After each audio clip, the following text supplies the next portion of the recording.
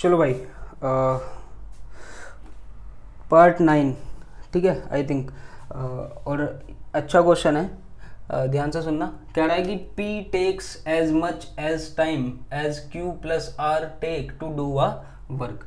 कि P और Q plus R में कंपैरिजन हो रहा है, P और Q प्लस R में कंपैरिजन हो रहा है। ये कह रहा है कि उतना ही टाइम लेता है P किसी काम को करने के लिए जितना Q प्लस R लेते हैं। तो इसकी नंबर ऑफ डेज टेकन या टाइम टेकन का एफिशिएंसी का रेशो, नंबर ऑफ डेज का रेशो कितना हो जाएगा, 1:1। तो एफिशिएंसी का भी तो 1:1 ही होगा भाई, रेसिप्रोकल कर दो ना, ठीक है। तो मतलब P किसी टाइम पीरियड में जितना काम कर रहा होगा, Q प्लस R भी उस टाइम पीरियड में उतना ही काम कर रहे होंगे। आगे देखो क्या कह रहा है कि P plus Q completes the work in 10 days. कि P प्लस Q किसी काम को 10 दिनों में कर रहे हैं। R do the same work in 15 days. कि R उसी काम को 15 दिनों में कर रहा है। तो कह रहा है कि उस काम को Q कितने दिनों में करेगा, उस काम को Q कितने दिनों में करेगा। इसका क्या काम है, इससे हम टोटल वर्क निकाल लेंगे। इससे क्या निकाल लेंगे, टोटल वर्क। 10 और 15 का एलसीएम बताओ, 30। 10 3 जार 30, 15 2 जार 30। तो यहाँ से मुझे पता लगा कि P प्लस Q की एफिशिएंसी कितनी आ गई, 3 यूनिट्स आ गई। और R की एफिशिएंसी कितनी आ गई, 2 यूनिट्स आ गई। R की एफिशिएंसी कितनी आ गई, 2 यूनिट्स आ गई, ठीक है। तो इसने पूछा है कि Q कितने दिनों में करेगा। तो मुझे एक्चुअल में Q की एफिशिएंसी चाहिए ना भाई, मुझे टोटल वर्क चाहिए और Q की एफिशिएंसी। टोटल वर्क मेरे पास है, Q की एफिशिएंसी मैं निकालूंगा। उसके लिए इसने ये रिलेशन दे रखा है। देखो मुझे एक बात बताओ, मैं डेज को हटा रहा हूँ, यहाँ से डेज को हटा रहा हूँ, बस एफिशिएंसी ले रहा हूँ। एफिशिएंसी का रेशो कितना है, 1 है ना। तो मैं इसको ऐसे कह सकता हूँ ना कि P और Q प्लस R की जो एफिशिएंसी है वो 1:1 की है। कितने की है, 1:1 की है। मैं एफिशिएंसी की बात कर रहा हूँ। एक बात बताओ, यहाँ पे अगर मैं इनकी एफिशिएंसी का ये एफिशिएंसी का रेशो है ना। अब मुझे एक बात बताओ, यहाँ पे अगर मैं इसको असली एफिशिएंसी मान लूँ, जो राइट वैल्यू ऑफ एफिशिएंसी है, तो P plus Q plus R की एफिशिएंसी कितनी हो गई, 1 + 1 2 यूनिट्स। और इसके according P plus Q plus R की एफिशिएंसी कितनी हो रही है, 5 यूनिट्स। भाई पिछले क्वेश्चंस में ऐसी तो करते आ रहे हैं, सेम बना रहे हैं ना एफिशिएंसी। यहाँ पे P plus Q plus R की एफिशिएंसी 5 यूनिट्स हो रही है, यहाँ पे कितनी यूनिट्स हो रही है, 2 यूनिट्स हो रही है। तो दोनों को सेम करेंगे ना, दोनों को क्या करेंगे, सेम कर देंगे। अब मुझे एक बात बताओ, ये 5 है ना भाई, यहाँ पे एफिशिएंसी का सम कितना आ रहा है, 2 आ रहा है। यहाँ पे एफिशिएंसी का सम कितना आ रहा है, तीनों की 5 आ रहा है। इधर 5 से मल्टीप्लाई कर दो और इधर क्या कर दो, 2 से मल्टीप्लाई कर दो। इधर क्या कर दो, 2 से मल्टीप्लाई कर दो।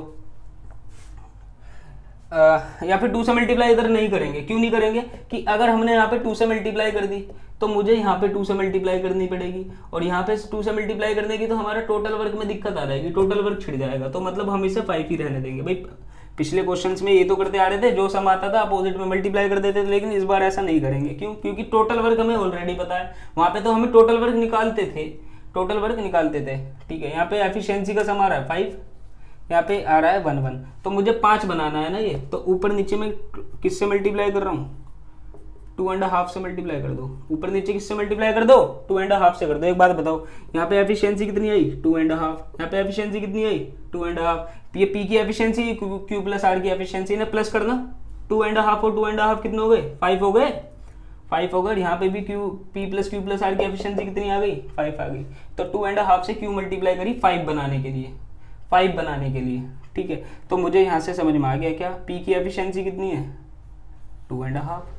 यहाँ पे Q प्लस R की एफिशिएंसी कितनी है, 2.5। यहाँ पे मुझे R की एफिशिएंसी पता है, कितनी पता है R की एफिशिएंसी, 2। तो 2.5 में से 2 माइनस कर देंगे तो हाफ ही तो बचेगा। 2 उधर चला गया ना, तो यहाँ पे कितना बचा, हाफ। तो इसका मतलब Q की एफिशिएंसी पता लग गई, R की एफिशिएंसी की जरूरत नहीं है, और वैसे भी पता ही है। तो क्या रहा है, टोटल वर्क कितना था, 30।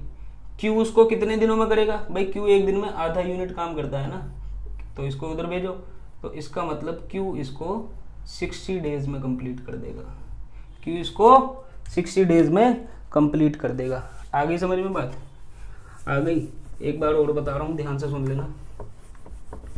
जो हमें टोटल वर्क दे रखा था उसके अकॉर्डिंग P प्लस Q की जो एफिशिएंसी आ रही थी वो 3 यूनिट्स आ रही थी, और R की एफिशिएंसी 2 यूनिट्स आ रही थी। और जो हमें इसने रिलेशन दे रखा था इसने हमें रिलेशन दे रखा था क्या कि Q प्लस R और P की एफिशिएंसी, डेज का रेशो, टाइम टेकन का रेशो 1:1 है। अगर टाइम का रेशो 1:1 है तो एफिशिएंसी का रेशो भी 1:1 हो जाएगा, 1:1 हो जाएगा। यहाँ पे P plus Q plus R की जो कंबाइंड एफिशिएंसी आ रही है 5 यूनिट्स आ रही है, तो यहाँ पे भी 5 आनी चाहिए ना। अब 5 बनाने के लिए क्या करेंगे, ऊपर 2 से मल्टीप्लाई करेंगे, ऊपर नीचे मान लो 2 से मल्टीप्लाई कर दी तो 4 यूनिट आई, ऊपर नीचे अगर 3 से मल्टीप्लाई कर दी तो 3 + 3 6 यूनिट आई।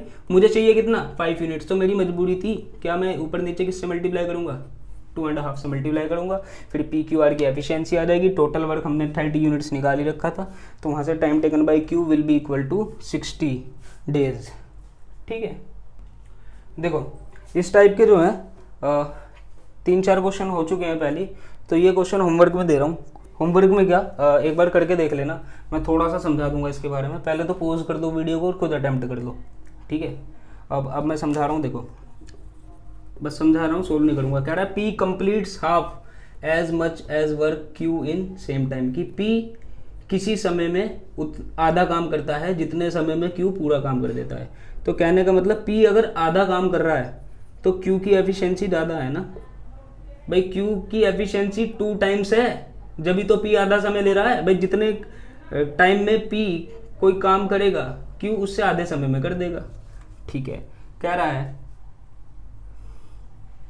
R completes half as much as work P plus Q together, कि क्या कि R आधा काम कर रहा है उतने समय में जितने समय में P plus Q कोई काम कर रहे हैं। तो R की एफिशिएंसी 1/2 हो जाए। R की एफिशिएंसी 1 है तो P plus Q की एफिशिएंसी 2 है ना, सिंपल सी बात है भाई। P completes half as much as work Q in same time, कि अगर Q कोई काम कर रहा है किसी टाइम में तो P उस काम का आधा ही कर पा रहा है उस टाइम में। मान लो अगर P एक दिन में 10 बॉल बना रहा है तो P एक दिन में 5 ही बॉल बना पा रहा है, ये कहना चाह रहा है वो।